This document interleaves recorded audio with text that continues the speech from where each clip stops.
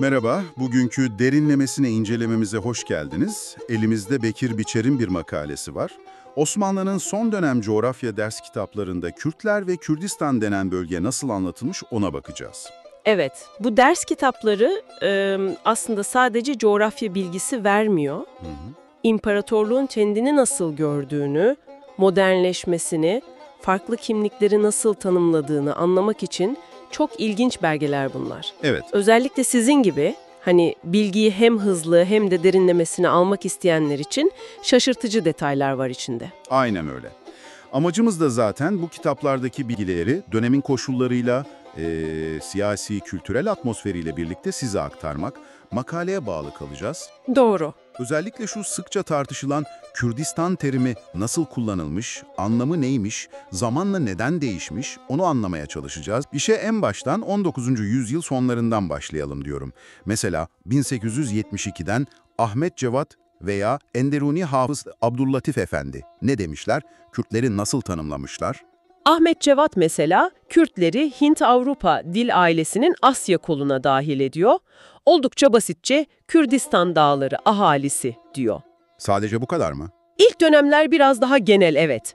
Ama Ahmet Rifat Efendi'nin 1881 tarihli Lugat-ı Tarihiye ve Coğrafyası var. O biraz daha detaylı.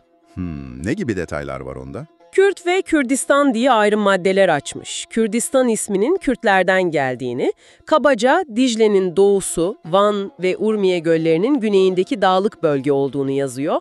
Hatta bir ayrım da yapıyor. Osmanlı Kürdistan'ı, Şehrizor, Musul, Bağdat'ın bir kısmını sayıyor. Bir de Acem Kürdistan'ın merkezi Kirmanşah diyor.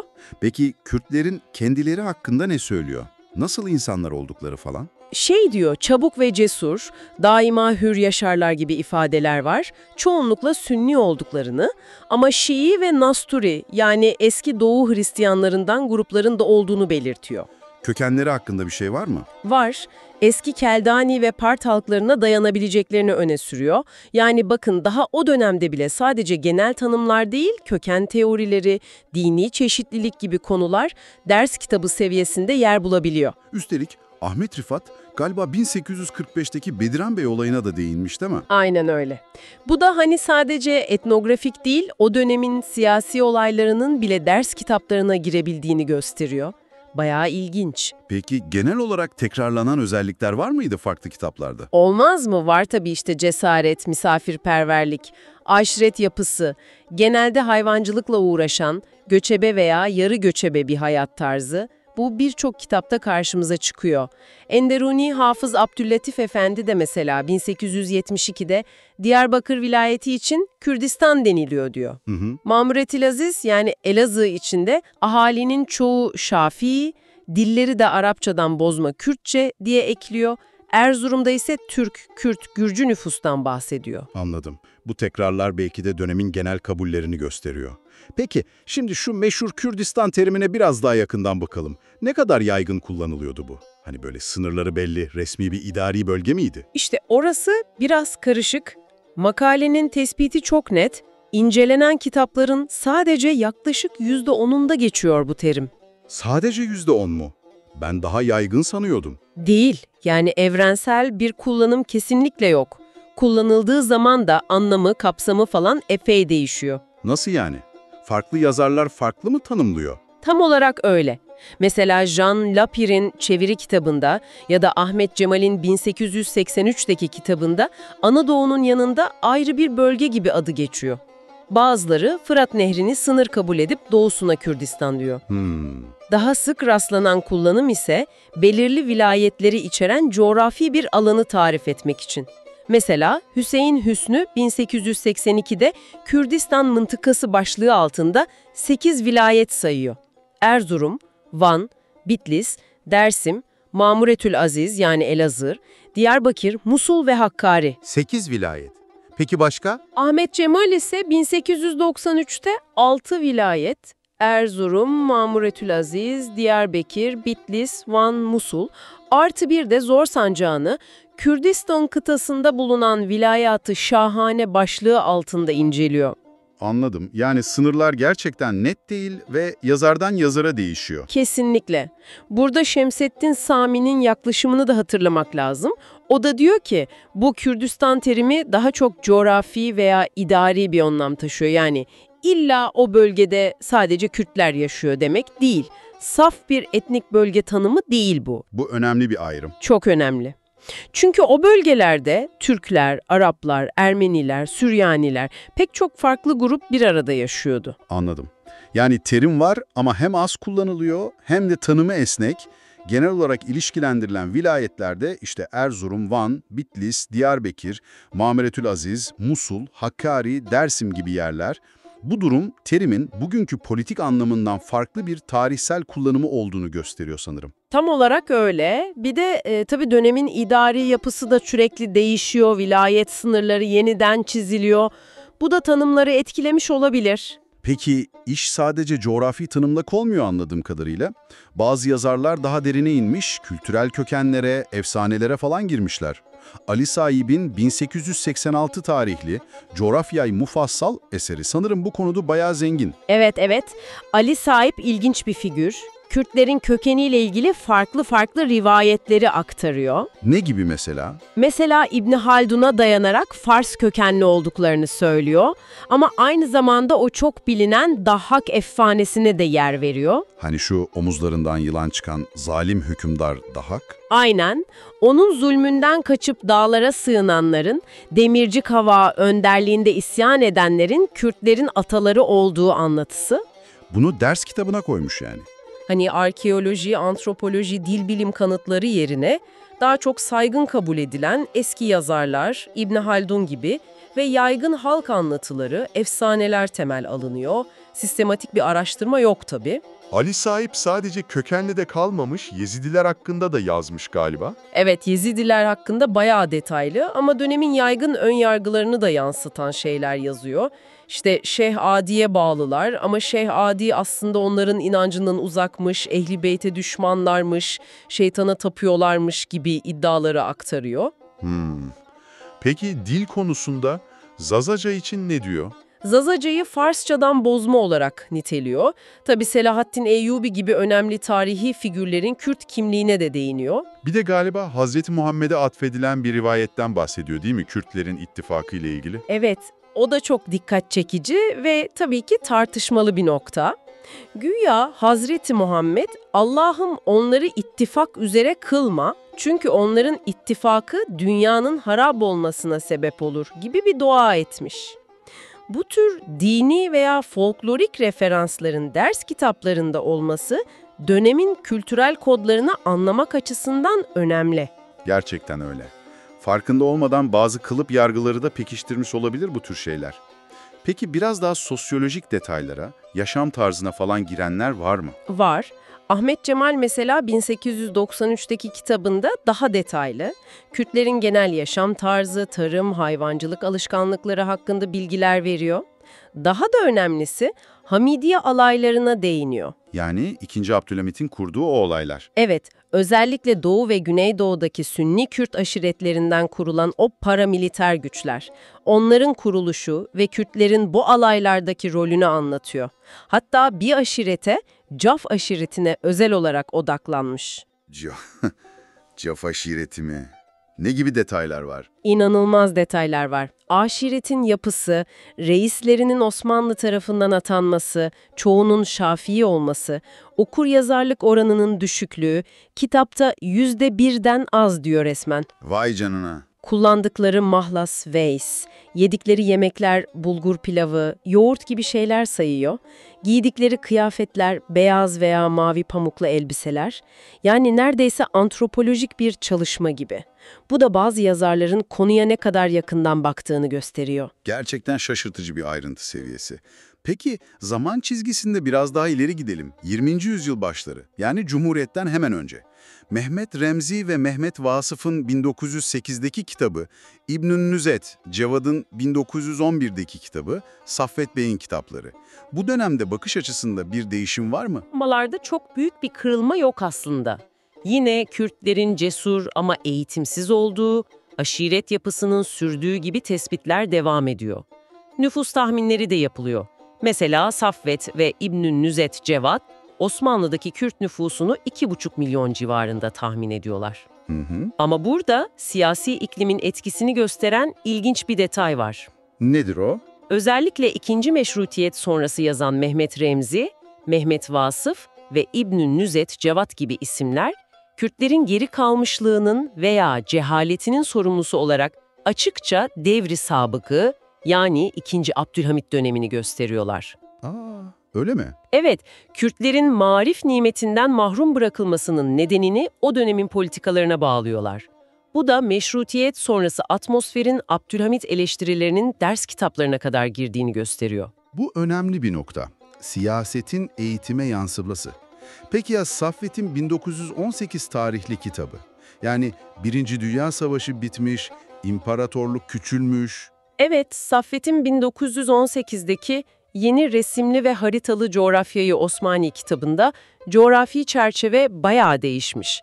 Artık Osmanlı Asyası falan değil, daha çok Türkiye coğrafyası anlatılıyor.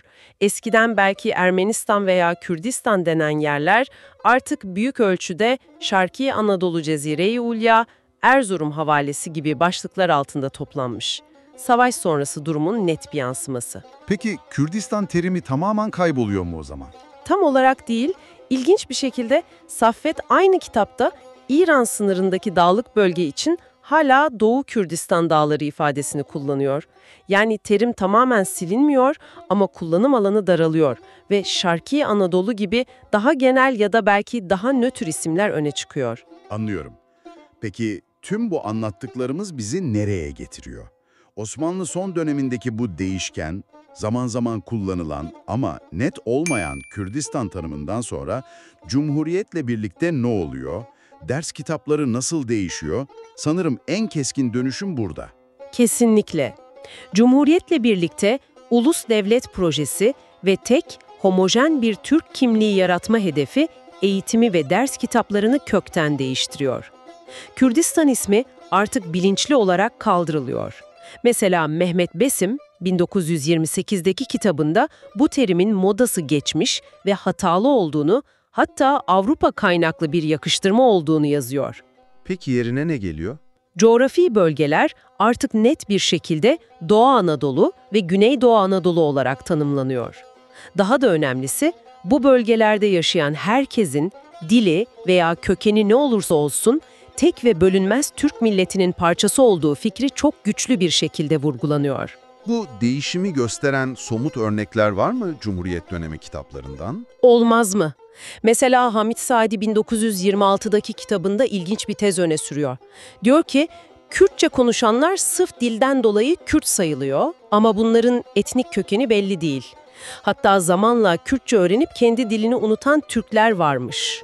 Bir de Profesör Levşan diye bir Rus antropoloğa atıf yaparak Kürtlerin Türklerle çok karıştığını, fiziksel olarak Türk özelliklerinin baskın hale geldiğini iddia ediyor. Yani bir tür kaynaşma, asimilasyon tezi mi bu? Aynen öyle. Maraşlı Kazancıoğlu Abdülkadir Saadi'nin 1927-28 tarihli kitabı da benzer bir çizgide. Gayrimüslimler ayrı kalmış ama aslen Türk olmayan Müslümanlar zamanla Türklerle kaynaşmış diyor. Doğu ve Güneydoğu'da farklı diller konuşulsa da esasen mütecanis, yani homojen bir Türk milleti var diyor ve Cumhuriyet idaresi bu küçük farklılıkları da zamanla kaldıracak diyor. Saffet Bey'in 1927-28 tarihli kitabı daha da net. Türkiye ahalisi tamamen Türklerden oluşuyor. Doğuda sadece az miktarda göçebe Kürt kalmış diyor. Mehmet Besim ve Cemalettin Arif'in 1927-28'deki Cumhuriyet Çocuklarına Yeni Coğrafya Dersleri kitabındaki ifade de ilginç, Şarkı Anadolu'da yaşayan Kürtleri ayrı saymaya lüzum yoktur. Onlar da memleketin öz evlatlarıdır diyorlar. Ama hemen ardından tek bir Türk milletinin parçası olduklarını ekliyorlar. İşte tam olarak bu. Bir yandan öz evlat diyerek kucaklar gibi görünüyor ama diğer yandan farklılıklar tek bir ulusal kimlik potasında eritilmeye çalışılıyor. Kürdistan adı siliniyor, hatta bazen Kürt kelimesi bile azalıyor. Yerine coğrafi bölge isimleri ve tek bir Türk milleti vurgusu geliyor.